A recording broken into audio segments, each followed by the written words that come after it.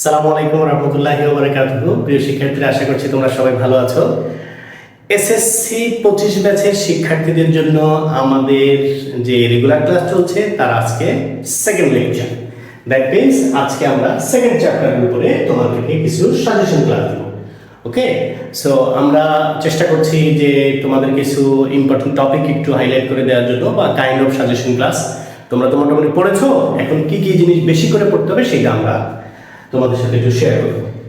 So এখানে তোমাদের যে কয়েকটা ইম্পর্টেন্ট টপিক, আমি মোটামুটি 6টা টপিক দিয়েছি, যে এই 6টা টপিক তোমাদের জন্য ইম্পর্টেন্ট। আমাদের চ্যাপ্টার হচ্ছে স্টেট অফ ম্যাটার, যেটাকে আমরা বলি পদার্থের অবস্থা। তো প্রথমে আসো three state of matter. Three state of matter আমাদের ম্যাটারগুলো কি কি জানো? আমরা জানি সলিড, লিকুইড, গ্যাস।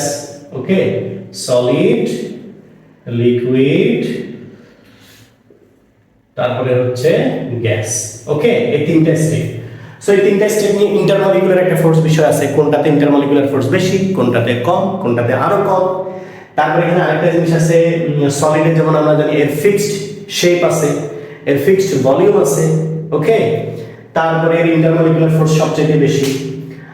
তারপরে এখানে কি আছে, এর যেমন লিকুইডের ভলিউম আছে কিন্তু এর শেপটা ফিক্সড না। তারপরে এর ভর আছে, প্রত্যেকের ভর আছে। আর গ্যাসের ভলিউমও ফিক্সড না, এর শেপও ফিক্সড না, এর ভরটা ফিক্সড।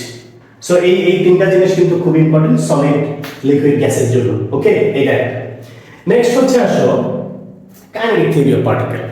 এটা ডেফিনেশনের জন্য বা 2 মার্কসের জন্য অধিকাংশ সময় আসে। তোমরা অলরেডি পড়ে ফেলেছো এগুলো, আমি আবার বলছি। সে প্রত্যেকটা মেটারের মধ্যে কি থাকে? দুইটা ফোর্স থাকে, একটা ইন্টারমলিকুলার এনার্জি, একটা কাইনেটিক এনার্জি। এই যে একটা মেটারের বা একটা পদার্থের অবস্থা বর্ণনা করার জন্য, একটা মেটারের স্টেট ডিসক্রাইব করার জন্য আমাদেরকে এই দুইটা বিষয় সম্পর্কে জানতে হয়। একটা হচ্ছে কাইনেটিক ফোর্স, আর একটা হচ্ছে ইন্টারমলিকুলার ফোর্স। এই যে study of this two force, এটাকে বলা হয় কাইনেটিক থিওরি অফ পার্টিকেল। খুব ইম্পর্টেন্ট, মনে রাখবা। And most important definition and equation. এইটা তো লাগবেই, ডিফিনিশন ইকুয়েশন নিয়ে তোমার মানে ভালো করে জানতেই হবে। তো এখানে একটা কথা না বললেই নয়।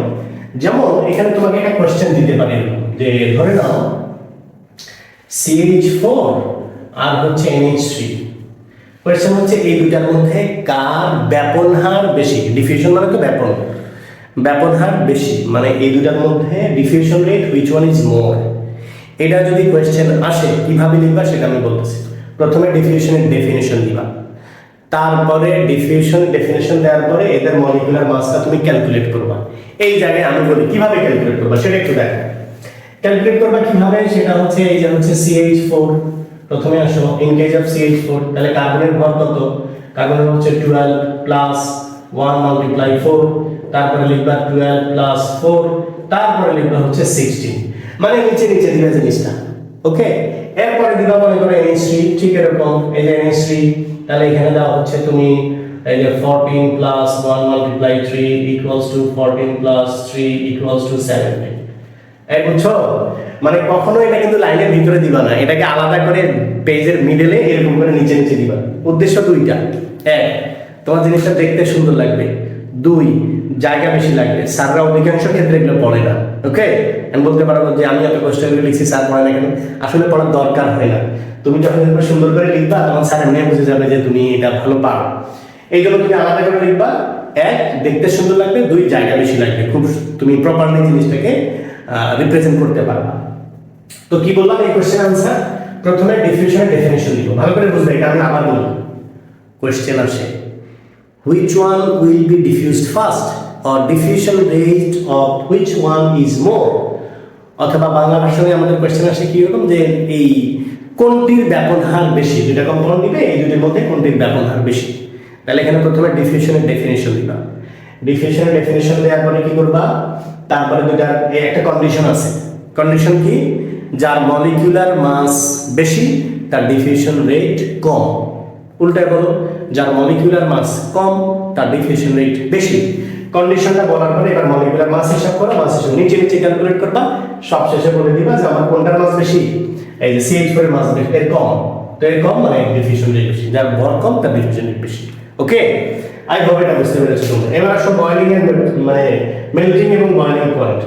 তো এটা ইম্পর্টেন্ট। এখানে কিছু স্পেশালি যেমন ইউরিয়া, সালফার, এদের মেল্টিং বয়েলিং পয়েন্ট দেওয়া আছে। এটা এমসিকিউর জন্য ভালো করে পড়বা। আর ডেফিনিশন এন্ড মোস্ট ইম্পর্টেন্ট হচ্ছে হিটিং এবং কুলিং কার্ভ। ওকে, হিটিং কুলিং কার্ভ কোনোভাবেই বাদ দিবা না। এবং ইভেন এটা কি, এটা কিন্তু দুইটা, স্বাভাবিক নর্মাল সাবস্টেন্সের জন্য একটা আর সাবলিমেটেড সাবস্টেন্সের জন্য একটা। এবং এই ক্ষেত্রে তোমরা জানো যে সাবলিমেটেড সাবস্টেন্সের জন্য কিন্তু এই সলিড থেকে লিকুইড হয় না, এই স্টেপটা বাদ দিতে হবে। ঠিক আছে, এটা বই দেখে খুব ভালো করে পড়ে নিবা, এটা কোনোভাবেই বাদ দিবা না। এটা ভালো, এটা পরীক্ষা আসে। এখান থেকে তোমাদের দুইটা জায়গা থেকে সিকিউ আসে, এই যে এটা একটা আর এটা একটা। এখান থেকে মোটামুটি সিকিউ, যে heating curve cooling curve explain করতে বলে, আর যে ডিফিউশন রেট কার্টন কার্ভ, এখান থেকে যদি কোশ্চেন আসে এটাই আসে সাধারণত। আর লাস্ট হচ্ছে ডিস্টিলেশন এবং সাবলিমেশন। তার মধ্যে সাবলিমেশন অনেকগুলো স্টার্ট দিয়ে রাখবে, এটা অনেকগুলো স্টার্ট দিয়ে রাখবে। সাবলিমেশন আসবে, এখান থেকে একটা এমসিকিউ আসবে। ওকে, সাবলিমেশন, হুইচ ওয়ান ইজ সাবলিমেটেড, ঠিক আছে, অথবা কিছু কন্ডিশন দিবে সলিড থেকে সরাসরি কোনটা গ্যাস হয়, কোনটা সলিড থেকে লিকুইড হয় না। মানে এইটার এক্সাম্পলগুলো একটাও বাদ দিবা না, মাস্ট ভালো করে পড়বা। ঠিক আছে, আর ডেফিনিশন তো পড়বাই। আর এখানে আছে ডিস্টিলেশন, যে আমরা কোনো একটা প্রথমে কি করি, একটা লিকুইডকে যখন হিট দেয় এটা ইভাপোরেট হয়, ইভাপোরেট হয়ে যখন আবার কুল করি তখন সে কি হয়, আবার কুল হয়ে যায়, তো আবার লিকুইড হয়। এই দুই প্রসেসকে একসাথে আমরা বলি ডিস্টিলেশন। ওকে, সো আমি চ্যাপ্টার 2 নিয়ে কথা বললাম। চ্যাপ্টার 2 এখান থেকে কি সিকিউ আসে, একটা মাঝে মাঝে পূর্ণাঙ্গ সিকিউ আসে, কখনো কখনো অন্য চ্যাপ্টারের সাথে মার্জ করে দেয়। সো এই টপিকগুলো তুমি অবশ্যই ভালো করে পড়বা, এগুলো কোনোটাই বাদ দিবা না, এগুলো হাইলাইট করে বেশি বেশি করে পড়বা। এবং শেষ সময় তোমরা অবশ্যই টেস্ট পেপার দেখে সিকিউ এবং এমসিকিউগুলো প্র্যাকটিস করবা। সো আমি চেষ্টা করেছি একটু মেইন জিনিসগুলো হাইলাইট করার জন্য। তারপরে তোমাদের যদি এই চ্যাপ্টারের উপর কোনো স্পেসিফিক টপিকে প্রবলেম থাকে একটু আমাদেরকে জানাবা, আমরা চেষ্টা করবো তোমাদেরই হেল্প করার জন্য। ভালো থাকবে সবাই, আল্লাহ হাফেজ, আসসালামু আলাইকুম।